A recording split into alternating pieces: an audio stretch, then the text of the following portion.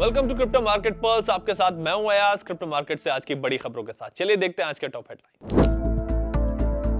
Bitcoin $67,000 की range में। Iran war पर ट्रंप के स्टेटमेंट के बाद क्रिप्टो स्टॉक मार्केट में गिरावट।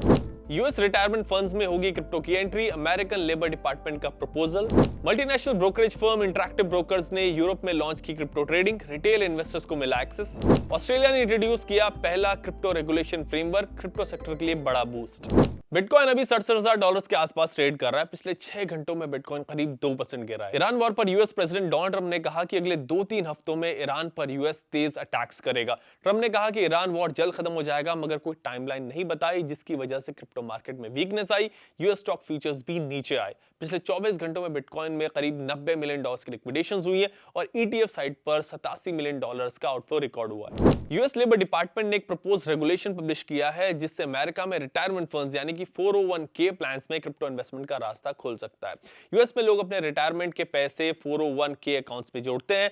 पिछले साल डोनाल्ड ट्रंप ने ऑर्डर पास किया था कि इस पैसे को डिजिटल एसेट्स में इन्वेस्ट करने का रास्ता खोला जाए। Multinational brokerage firm interactive brokers ने यूरोप में रिटेल इन्वेस्टर्स के लिए क्रिप्टो ट्रेडिंग लॉन्च कर दी है। इसके जरिए यूजर्स अब बिटकॉइन और इथेरियम समेत 11 क्रिप्टो में अपने ब्रोकरेज अकाउंट से ट्रेड कर पाएंगे। इंटरैक्टिव ब्रोकर्स अभी 170 से ज्यादा ग्लोबल मार्केट्स में अवेलेबल है और अपनी डिजिटल एसेट कैपेबिलिटीज एक्सपेंड कर रहा है। ऑस्ट्रेलिया ने अपना पहला कॉम्प्रिहेंसिव क्रिप्टो रेगुलेशन पास कर दिया है। वहां क्रिप्टो एक्सचेंजेस और custody providers Australian financial service licence के साथ ऑपरेट करेंगे। अब चेक करते हैं कि मार्केट में top gainers and top losers कौन से रहे।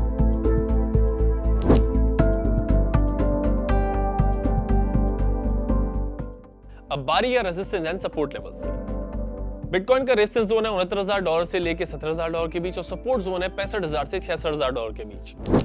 इथेरियम का रेजिस्टेंस जोन है $2140 से $2160 के बीच और सपोर्ट जोन है $2020 से $2050 के बीच।